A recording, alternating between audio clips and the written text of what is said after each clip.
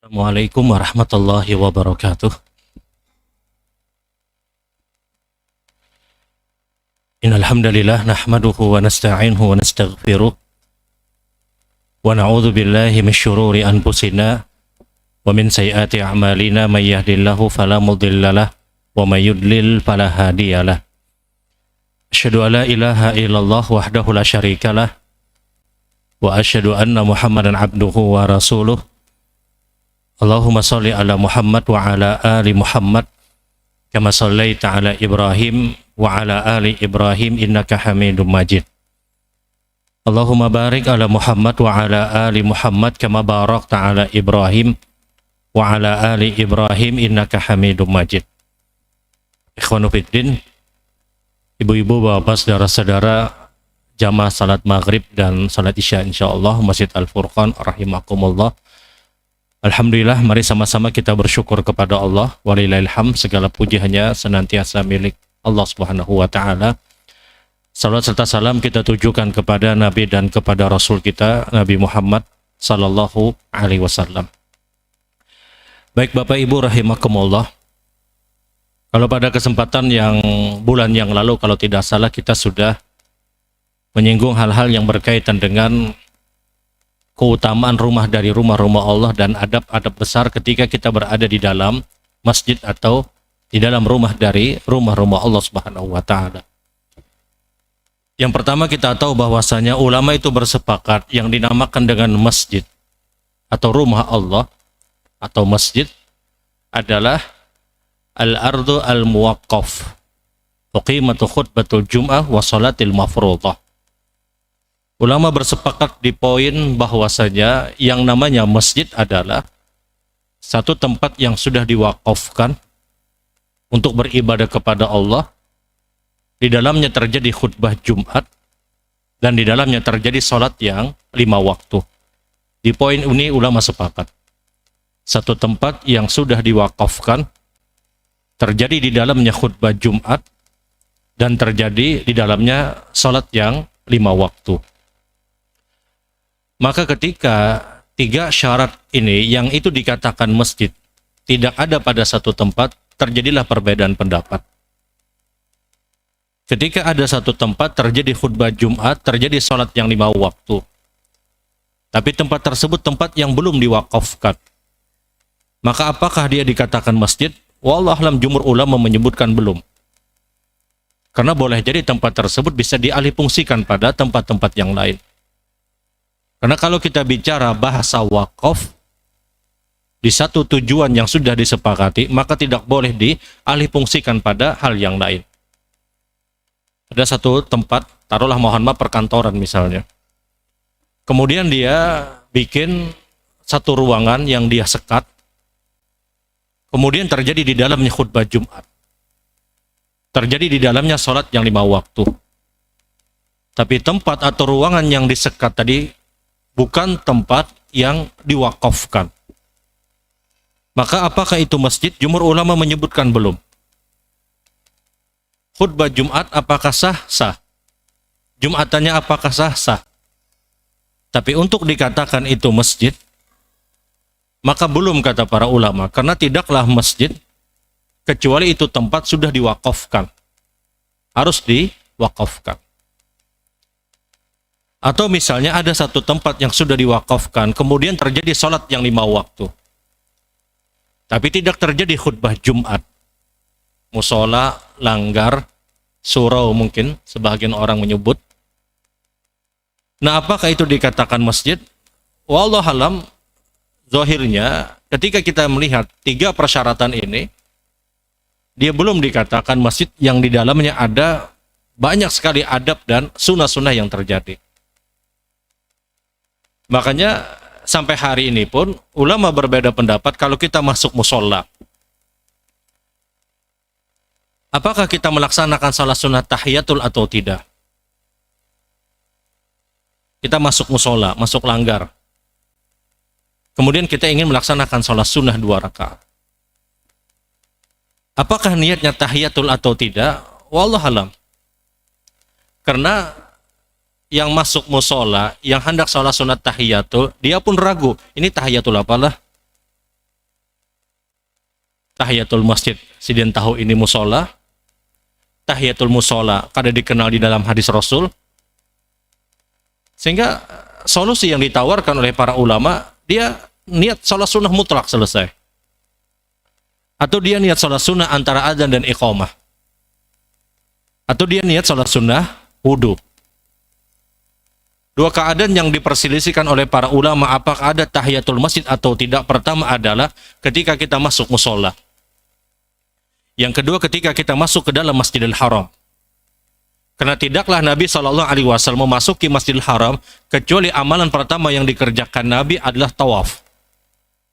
Kalaulah seandainya kata para ulama Masjidil Haram itu ada tahiyatul masjid, maka Nabi akan tahiyatul masjid dulu baru tawaf.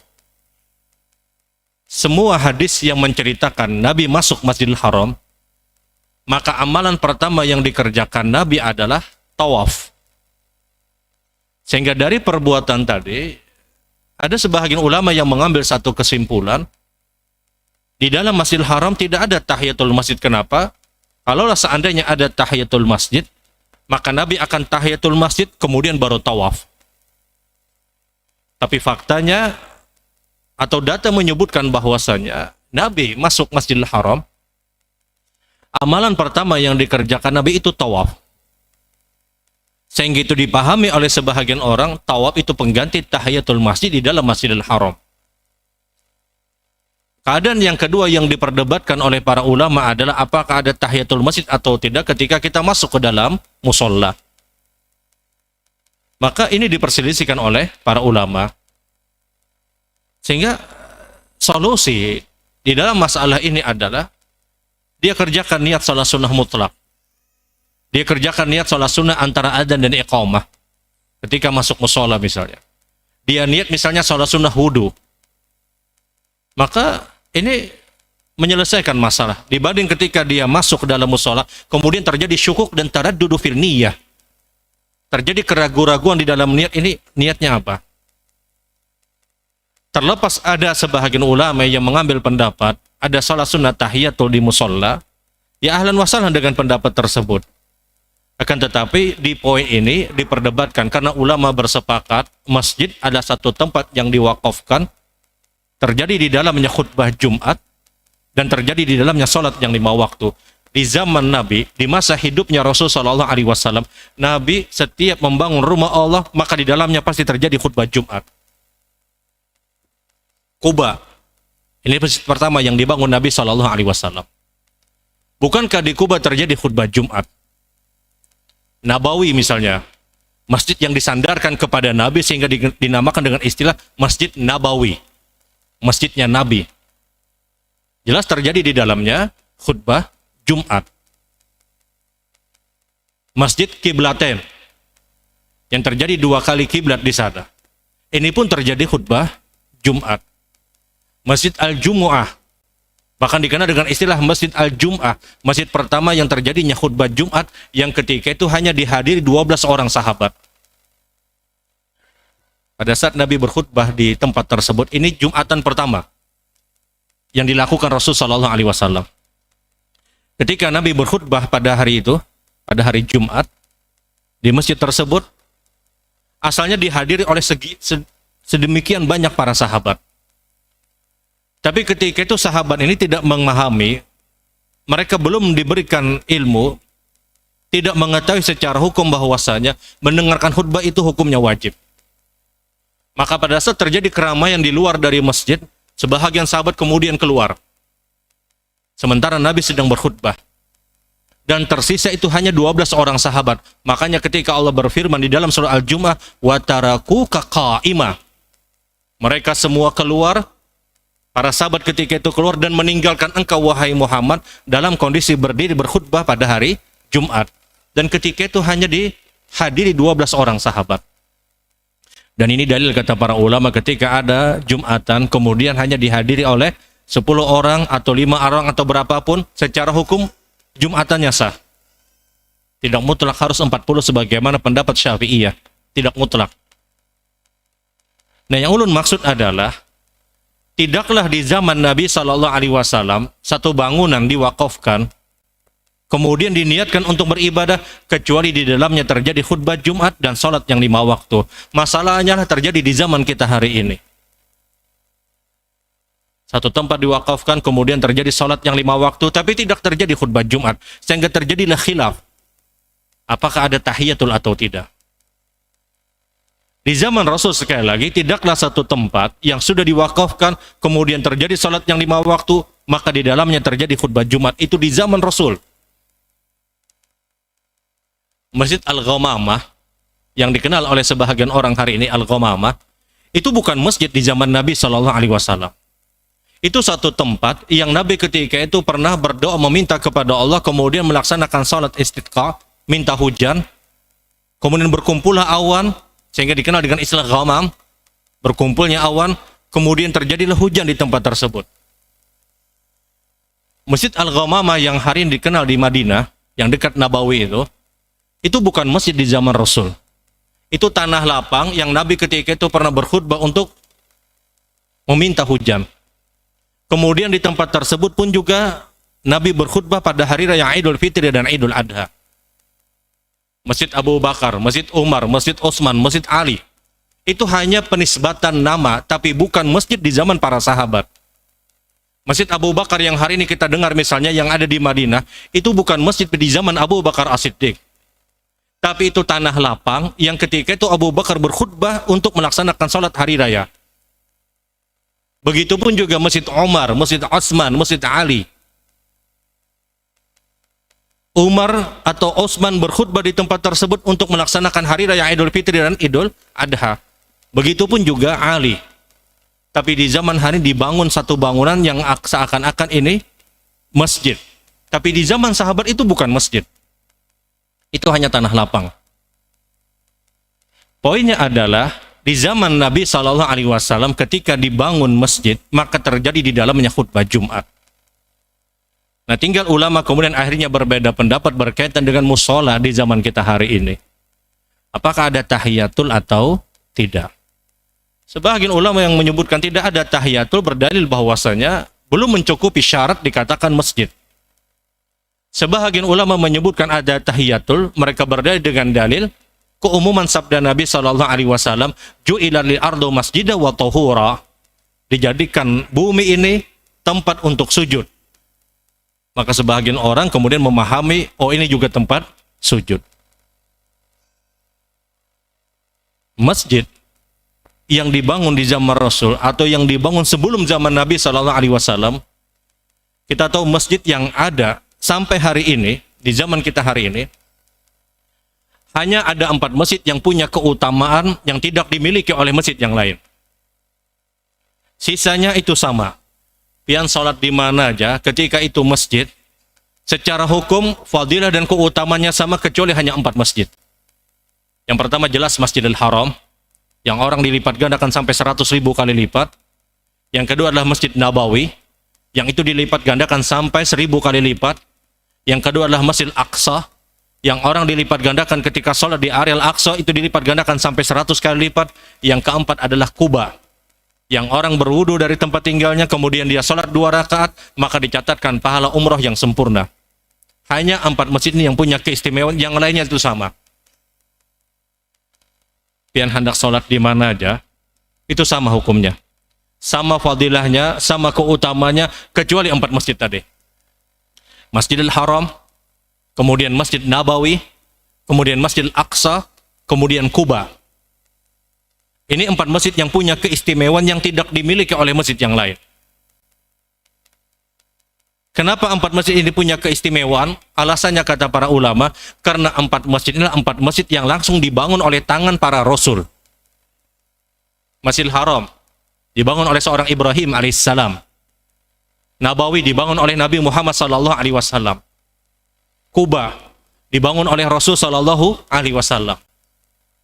Kemudian Aqsa dibangun oleh Sulaiman alaihissalam. Sebab 4 masjid ini dibangun oleh langsung dari tangan-tangan para rasul, maka disematkanlah keutamaan dan kemuliaan. Sisanya itu sama. Pian hendak sholat di mana aja, pian hendak sholat di Ampel sana, lawan sholat di sini, itu sama. Tidak ada keutamaan apapun. Tidak ada keutamaan yang lebih antara satu dengan yang lainnya. Tapi ketika kita sholat di Haram, ketika kita sholat di Nabawi, ketika kita sholat di Aqsa, ketika kita sholat sunnah misalnya di Kuba, maka dia punya keistimewaan. Kenapa? Karena itu disabdakan Rasul. Alasan utamanya kata para ulama, karena 4 masjid ini dibangun langsung oleh tangan para Rasul. Kita tahu Masjidil Haram itu dibangun oleh Ibrahim. Wa idh yarfa Ibrahimul qawaida minal baiti wa Ismail Rabbana taqabbal minna. Ketika Ibrahim alaihissalam menyelesaikan pembangunan Baitillah Ka'bah bersama anaknya Ismail, Ibrahim berdoa, ya Allah terimalah amal ibadah kami. Ini dalil kata para ulama bahwasanya yang membangun Masjidil Haram itu Ibrahim alaihissalam. Meskipun dulu di zaman dulu pondasi Ka'bah itu sudah ada sejak zaman Adam alaihissalam. Sebagaimana ketika Abu Dzar Al-Ghifari pernah bertanya kepada Rasul sallallahu alaihi wasallam, "Ya Rasulullah, ma awwala yubna fil ardi?" Ya Rasulullah, bangunan apa yang pertama terbangun di muka bumi ini? Kata Rasulullah, Baitillah Ka'bah.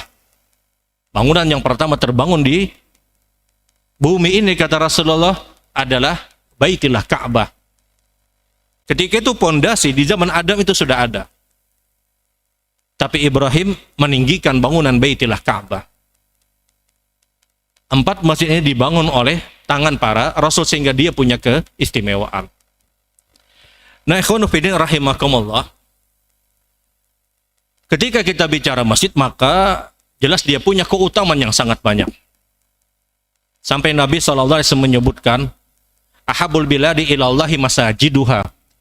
Tidak ada tempat yang terbaik, tempat yang paling dicintai oleh Allah Subhanahu wa taala melebihi daripada masjid. Lebih daripada rumah dari rumah-rumah Allah Subhanahu wa taala. Kita masuk masjid, niat untuk beribadah kepada Allah, maka kita dapat doa aliran dari para malaikat, ya Allah ampuni fulan, rahmati fulan, Allahumma ighfir lahu, Allahumma arhamhu, Allahumma tub alaih. Ya Allah ampuni orang ini, rahmati orang ini, berikan pintu taubat untuk orang ini. Ketika kita berada di masjid, kita melakukan ibadah, maka ibadah yang kita lakukan sama dengan ibadah yang kita lakukan di luar dari masjid misalnya, itu boleh jadi pahalanya berbeda. Pian hadir pada majelis ilmu di masjid, itu pahalanya beda dengan pian hadir pada majelis ilmu di tempat yang lain yang itu bukan dari rumah-rumah Allah. Man qada ilal masjid la yuridu bi ilal khair yata'allama minhu ay yu'allimah falaysa lahul jazaa illa kal haji tama. Siapapun yang mendatangi rumah dari rumah-rumah Allah tidak ada niatan yang lain kecuali hanya berharap kebaikan. Kebaikan yang dimaksud kata Nabi yata'allama minhu ay yu'allimah, saling belajar, saling mempelajari, saling memahami apa yang ada dalam Al-Qur'an dan sunnah Nabi sallallahu alaihi wasallam. Hadir pada majelis ilmu, maka tidak ada balasan yang pantas kata Rasul kecuali orang yang salat berjamaah di masjid kata Nabi, itu pahalanya beda dengan orang yang berjamaah di tempat yang lain. Berjamaahnya di rumahnya atau di tempat kerjanya itu beda kata Rasul. Perbedaannya lebih dari 20 derajat. Secara umum orang yang melaksanakan sholat berjamaah itu mendapatkan keutamaan 27 derajat. Sebagaimana sabda Nabi SAW, sholatul jamaah afdalu min sholatil fadhi bisabi wa ishrina darajah. Sholat berjamaah itu lebih utama daripada sholat sendiri dengan perbandingan 27 derajat. Di mana ini Rasul tidak sebutkan tempat. Tidak ingin dudukan masalah ini. Ada sebahagian orang yang menyatakan bahwasanya pahala jamaah yang 27 itu hanya terjadi di masjid. Rasul ketika bersabda, "Sholatul jamaah afdalu min sholatil fadhi bisabi wa ishrina darajah." Salat berjamaah itu lebih utama daripada salat sendiri dengan perbandingan 27 derajat. Apakah Nabi sebutkan tempat? Tidak. Selama kaifiatnya, selama caranya berjamaah, dia punya kemungkinan untuk mendapatkan derajat 27. Tapi ketika itu dibawa di masjid, salat berjamaahnya di masjid, maka hadir hadis-hadis Rasul yang diriwayatkan oleh Imam Bukhari. Salat berjamaah di masjid kata Nabi, tufdilu min salati fi baiti aw fi suqihi bid'an wa ishrina darajah. Salat berjamaah di masjid kata Nabi itu lebih utama dibandingkan kalian salat berjamaah di rumah kalian, di tempat kerja kalian, lebih dari 20 derajat. Artinya kata para ulama, kalau ada orang yang salat berjamaah di masjid, dia mendapatkan derajat 27 dengan jamaahnya dia, plus dia mendapatkan lebih dari 20 derajat karena bertempat di rumah dari rumah-rumah Allah Subhanahu wa taala. Kita tidak melemahkan pendapat orang yang salatnya harus di masjid bagi laki-laki. Benar, salat laki-laki itu memang benar diperintahkan di masjid. Tapi apakah itu hukumnya wajib? Ulama berbeda pendapat. Sebahagian ulama menyebutkan sunnah muakkad. Sebahagian ulama menyebutkan hukumnya wajib. Ada sebahagian orang juga menyebutkan kalau kita sholat sendiri misalnya, kita tidak mendapatkan derajat 27, itu jelas. Sebagian orang menyebutkan dia berdosa. Kenapa? Karena berjamaah bagi laki-laki itu hukumnya wajib menurut pendapat tadi. Namun ini dibantah oleh para ulama. Buktinya apa? Ketika Rasul bersabda, salatul jamaah afdalu min salatil fadzi. Salat berjamaah itu lebih utama daripada salat sendiri dengan perbandingan 27 derajat. Artinya kalau ada orang yang salat sendiri, dia dapat 1 pahala. Kalau dia berjamaah, dia mendapatkan 27 derajat ditinggikan. Kalaulah seandainya salat sendiri itu hukumnya wajib, salat berjamaah itu hukumnya wajib, maka orang yang salat sendiri, artinya apa? Dia berdosa. Karena ketika sebuah kewajiban ditinggalkan, maka dia berdosa. Sekarang kata Rasul, kalau engkau sholat berjamaah mendapatkan derajat 27 dibandingkan sholat sendiri yang hanya 1 derajat. Bagaimana mungkin orang yang dia dikatakan berdosa, sementara dia mendapatkan pahala? Sehingga dari sini kata para ulama, sholat berjamaah itu hukumnya sunnah muakkad bagi seorang laki-laki. Bagi seorang laki-laki. Dan ketika itu berjamaah di masjid, maka dia punya keutamaan lebih dari 20 derajat. Ini fadilah masjid atau rumah dari rumah-rumah Allah Subhanahu wa taala. Kemudian di antara keutamaan juga di masjid adalah tidak ada sedekah terbaik yang diberikan oleh seorang muslim kecuali dialamatkan ke rumah dari rumah-rumah Allah. Sedekah jari itu banyak modelnya. Ada orang yang beli mushaf, beli Quran, kemudian dia sedekahkan. Maka ini bagian dari sedekah jariyah. Ada orang yang mewakafkan sumur misalnya, kemudian diambil air tersebut. Ini bagian dari sedekah jariyah. Tapi tidak ada sedekah jariyah yang terbaik kata para ulama yang pahalanya itu beragam macam dan terus mengalir sampai ditegakkannya hari kiamat, kecuali dia bersedekah di rumah dari rumah-rumah Allah Subhanahu wa taala. Pian sedekah ke masjid ini, berapapun pian keluarkan, di detik kita mengeluarkan harta kita untuk masjid, untuk rumah dari rumah-rumah Allah, di detik itu pahala kita mengalir terus sampai wafatnya kita, sampai ditegakkannya hari kiamat. Ketika ada orang yang pernah berinfak di sini misalnya, maka setiap ada orang yang sholat di tempat ini, orang itu dapat pahala. Setiap ada majelis ilmu yang terjadi di sini, maka orang yang pernah infak di sini, dia dapat pahala. Setiap ada orang yang baca Quran di masjid ini, orang yang pernah infak di sini, dia dapat pahala. Setiap ada orang yang tahiyatul masjid, ada orang yang sholat sunnah, maka terus dia mendapatkan pahala. Bagaimana mungkin kata para ulama tidak kita katakan tidak ada sedekah jariyah yang terbaik kecuali dialamatkan di dalam rumah dari rumah-rumah Allah. Ada orang yang doa di masjid ini, dia minta kepada Allah, yang pernah infak, yang pernah sedekah di sini, dia dapat pahala. Kebaikan apapun yang dihadirkan. Bahkan kalaulah seandainya ada orang yang hanya sekedar mohon maaf, kadang masuk ke masjid, ini datang ke sini bekami aja. Dia pergi ke toilet, dia selesaikan hajatnya, yang pernah infak di sini pun terus dapat pahala. Ada orang kehujanan kemudian dia benaung di sini misalnya. Apakah dia dapat pahala? Tetap yang infak dapat pahala. Tidak ada sedekah jariyah yang terbaik yang pahalanya terus mengalir dan ragam macam yang dia dapatkan kecuali dialamatkan di rumah dari rumah-rumah Allah Subhanahu wa taala. Ini keutamaan dan kemuliaan masjid. Bayangkan pian infak pernah 5.000 di sini, pian pernah infak 10.000 di sini, pian pernah infak berapapun, maka ini pahala terus mengalir. Kita meninggal dunia, aliran pahala terus kita dapatkan. Sampai ditegakkannya hari kiamat. Dan tidak perlu khawatir kalaulah seandainya mohon maaf, ada renovasi misalnya di dalam masjid. Ada rehab di dalam masjid misalnya. Habis pahala sidin misalnya kenapa? Diganti karpet semalam sudah. Tidak. Dia tetap mendapatkan pahala. Makanya kalau misalnya pengurus masjid hendak mengganti karpet, jangan tapi bekarasan. Jangan merasa karena dapat pahala habis tidak pahala aku aja. Tidak. Di detik dia mengeluarkan hartanya terus dia mendapatkan pahala. Argo pahala terus dia dapatkan. Ya wajar misalnya karpet sudah kada nyaman lagi. Jangan tapi dikarasi karena hilang pahala aku aja. Makanya kenapa mohon maaf sebahagian tempat peimaman itu sejadahnya ada yang tinggi benar. Karena yang paling bawah kadang hendak dicabut. tinggi, sekong pulang melapis, sekong pulang melapis. Berfaham, kalau ini tidak ada ya sudah habis pahalanya. Tidak. Bukan seperti itu memahami sedekah jariah. Sedekah jariah apapun yang terjadi di tempat tersebut, terus dia mendapatkan pahala. Dia terus mendapatkan pahala. Makanya bahasanya jariah, mengalir, terus berlari pahalanya. Jariah itulah itu sesuatu yang terus mengalir, bukan hanya sekedar mengalir. Bahasanya berlari, artinya lajuban pahala terus dia dapatkan. Dan ini terjadi di dari rumah-rumah Allah Subhanahu wa taala. Sampai kalaulah seandainya kita merasa senang, sampai kalaulah seandainya kita merasa betah, kita merasa nyaman berada di dari rumah-rumah Allah, lihat keutamaan masjid. Yudhilluhumullahu fi dhilli yauma la dhilla illa dhilluh.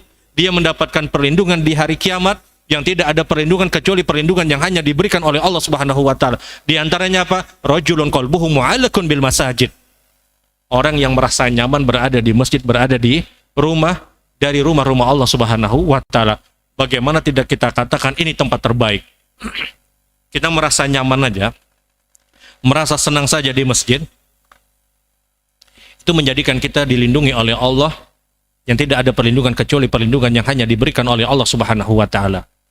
Ketika kita merasa nyaman di masjid, merasa senang untuk berada di dari rumah-rumah Allah Subhanahu wa taala. Di antara adab-adab besar ketika kita berada di masjid, maka tentunya yang pertama adalah jangan pernah melakukan transaksi jual beli di dalam masjid. Nabi SAW itu melarang kepada kita untuk melakukan transaksi jual beli di dalam masjid. Idza ra'aitu man yabi'u yubta'u fil masjid faqul la arbahallahu tijaratuka. Kalaulah seandainya kata Nabi engkau melihat ada orang yang melakukan transaksi jual beli di dalam masjid, maka doakan agar dia tidak mendapatkan keuntungan dari jual beli tersebut, agar tidak mendapatkan keberkahan. Hari ini mungkin transaksi jual beli di dalam masjid hampir tidak kita dapatkan. Tapi dengan model sarana baru hari ini, sebahagian orang terjebak. Contohnya apa? Dia melakukan transaksi dengan cara online. Diambil handphone, dilihat harga bina murah. Tapi dia di masjid, dicari, tinggal semenit lagi habis waktunya aja sedikit. Kemudian dia terjadi transaksi jual beli. Model yang seperti ini, mohon maaf, walaupun kita tidak melihat orang ini melakukan transaksi, tetap orang ini tidak akan mendapatkan keberkahan. Tetap dia tidak akan pernah mendapatkan keberkahan. Mungkin dia mendapatkan barang yang dia dapatkan, tapi Allah tidak akan pernah memberikan kebaikan dari apa yang terjadi pada saat dia melakukan transaksi di dalam masjid tadi. Tapi kalau orang pakai online misalnya, melihat barang, kemudian tidak terjadi transaksi jual beli, maka ini tidak dimasalahkan, tidak dipermasalahkan. Dimasukkan ke keranjang aja misalnya. Aur keranjang terus diisi misalnya. Nah, apakah hal yang demikian transaksi? Tidak, belum. Orang itu dikatakan transaksi adalah ketika dia sudah sepakat. Ketika dia sudah bersepakat di satu harga.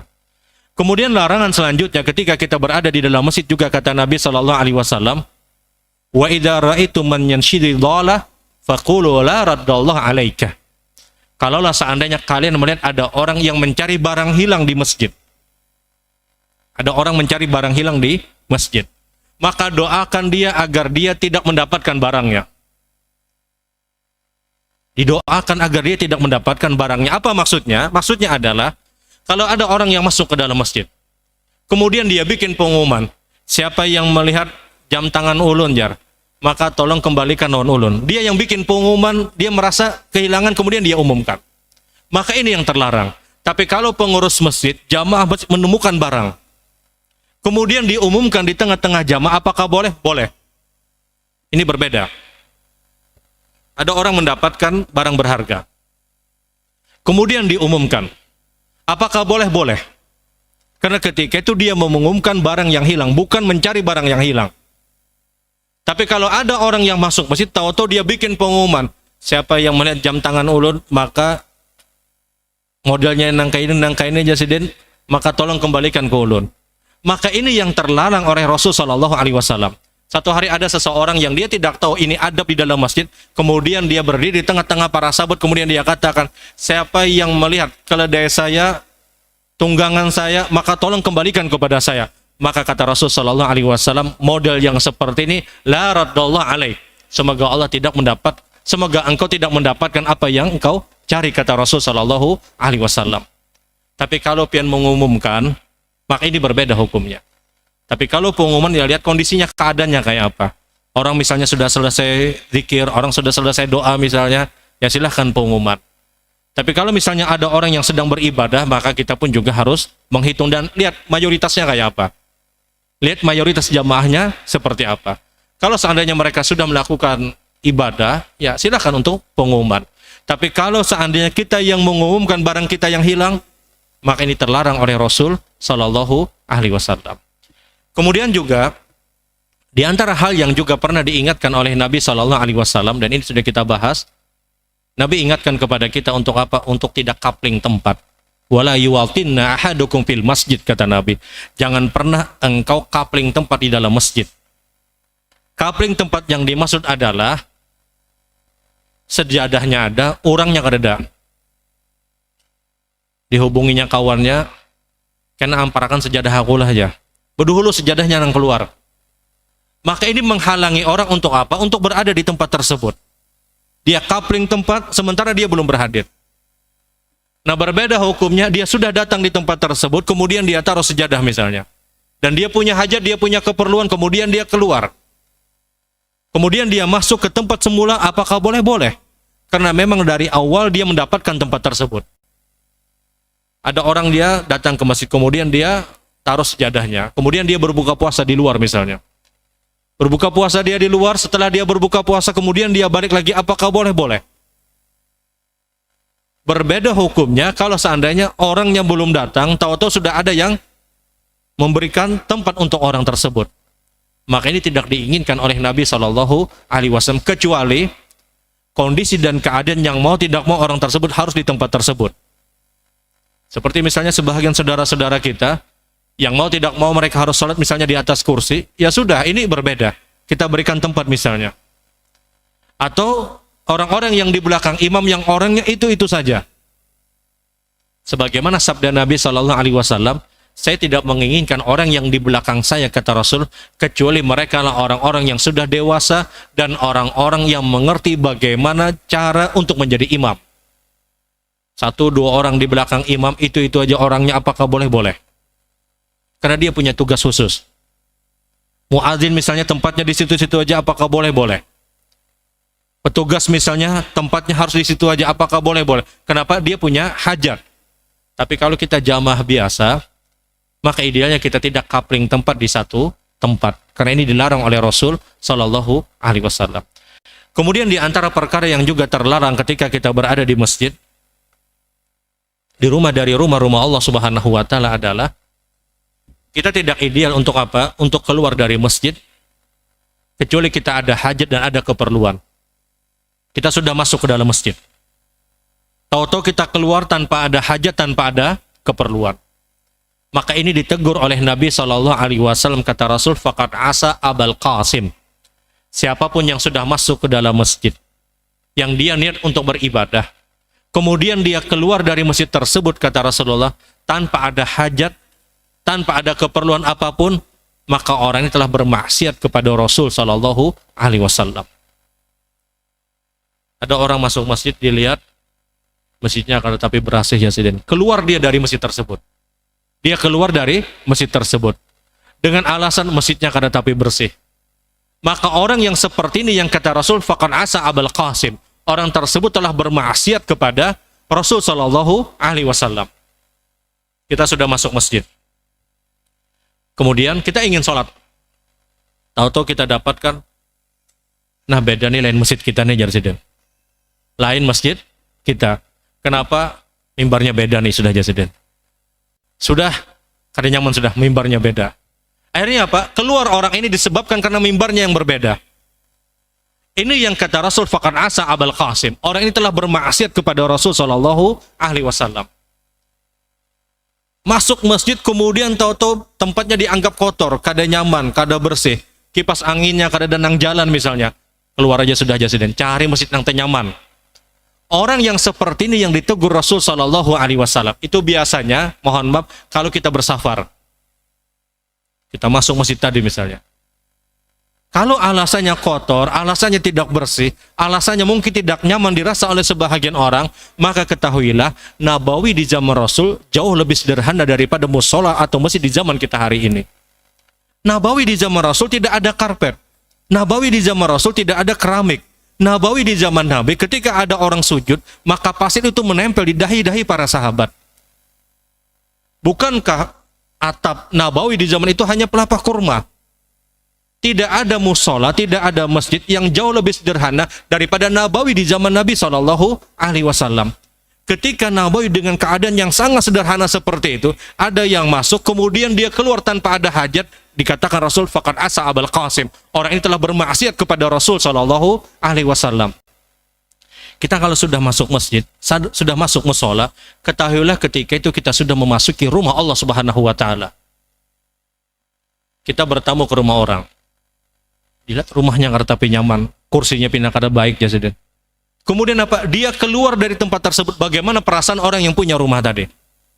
Sekarang ketika kita masuk musola, masuk ke dalam masjid, dalam kondisi yang sangat sederhana, tahu-tahu kita keluar dengan alasan apa tidak bersih, dengan alasan apa tidak nyaman kita sholat. Bagaimana tidak dikatakan orang itu bermaksiat kepada Rasul Shallallahu Alaihi Wasallam? Karena itu pun juga rumah Allah, kecuali tempat tersebut ada hal-hal yang mengganggu ibadah kita. Kita masuk masjid, tahu-tahu di tempat tersebut zikirnya nyaring benar. Dia berzikir dengan zikir yang sangat nyaring. Bukankah dengan zikir yang nyaring tersebut menjadikan terganggunya orang yang beribadah di tempat tadi? Dalam kondisi yang seperti ini, maka kita katakan ini udzur syar'i, kata para ulama. Ini udzur yang ditetapkan dalam syariat. Dia boleh untuk keluar dari tempat tersebut. Kenapa? Kalau dia paksakan terganggu sholatnya. Bayangkan ketika ada sahabat Nabi SAW yang melaksanakan sholat sunnah, kemudian di sampingnya ada orang yang membaca Quran, bacaan Qurannya sangat nyaring dan jelas mengganggu orang yang sedang melaksanakan sholat sunnah. Ini yang baca Quran ditegur Rasul SAW, kata Rasul, khafif sautaka fa innaka tu'dil musalli. Rendahkan suara engkau, kata Nabi, engkau mengganggu orang yang sholat. Kita masuk masjid, tahu-tahu ada orang yang zikir yang sangat nyaring. Dan mohon maaf, kita tahu ini zikir bukan model zikir yang diajarkan Rasul SAW. Dalam kondisi yang seperti ini, apakah kita boleh keluar? Ulama menyebutkan ini udzur syar'i. Ini udzur yang disyariatkan yang boleh kita keluar. Jangankan model zikir yang seperti ini, ada orang baca Quran, di sampingnya sholat sunnah, yang baca Quran itu ditegur Rasul SAW. Kalaulah seandainya di zaman Nabi ada orang yang membaca zikir dengan sangat nyaring, kemudian ada orang yang melaksanakan ibadah sholat, maka sungguh yang zikir tersebut akan ditegur Rasul SAW. Baca Quran saja ditegur. Dan tidak ada bacaan yang lebih baik daripada bacaan Al-Quranul Karim. Satu bacaan, faham, tidak paham, mengerti, tidak mengerti, setiap huruf itu keluar dari lisan kita, diganjar paling tidak 10 kebaikan. Kalau gilirannya mengganggu orang yang sholat, maka itu pun ditegur Rasul SAW. Di antara udzur syar'i yang kita boleh keluar dari masjid itu juga adalah kalau di dalam masjid tersebut jelas-jelas ada kuburnya, maka kita keluar. Kalau di masjid tersebut jelas-jelas ada kuburnya, maka kita diperintahkan untuk keluar, karena minimal jatuh kepada hukum makruh. Minimal. Nabi itu melarang kita untuk apa? Untuk menjadikan kubur itu masjid. Kurang lebih 1 pekan sebelum wafatnya Nabi SAW, Nabi berwasiat kepada para sahabat. Nabi pernah berkata kepada para sahabat, la'anallahu al-yahudu wan nasara ittakhadhu qubur anbiya'ihim masajid fala taj'al qabri masjida. Allah melaknat Yahudi dan Nasrani karena mereka menjadikan orang-orang soleh di antara mereka, kuburan mereka dijadikan tempat ibadah, dan jangan pernah jadikan kuburku masjid, kata Rasul SAW. Kubur Nabi di Nabawi itu bukan dimasukkan di dalam Nabawi, tapi Nabi diwafatkan ketika itu di kamar Aisyah, dan semua para Rasul sebagaimana sabda Nabi SAW, mereka dikuburkan di tempat di mana mereka meninggal dunia. Semua para Nabi dan semua para Rasul itu dikuburkan di tempat di mana mereka meninggal dunia, kata Rasul SAW. Rasul tidak dikuburkan di Nabawi. Kita tidak bisa berdalil dengan kubur Nabi itu di Nabawi juga, tidak. Makanya kalau kita perhatikan peluasan Nabawi, kalau kita masuk Nabawi dari belakang, maka peluasan Nabawi itu senantiasa terus berada di sayap kanan. Dia tidak sentuh sayap kiri. Karena kalau dia sentuh sayap kiri akan menjadikan kubur Nabi itu di dalam masjid. Kalau kita masuk Nabawi dari belakang, subhanakallahumma wa bihamdika asyhadu an la ilaha illa anta astaghfiruka wa atubu ilaik. Assalamualaikum warahmatullahi wabarakatuh.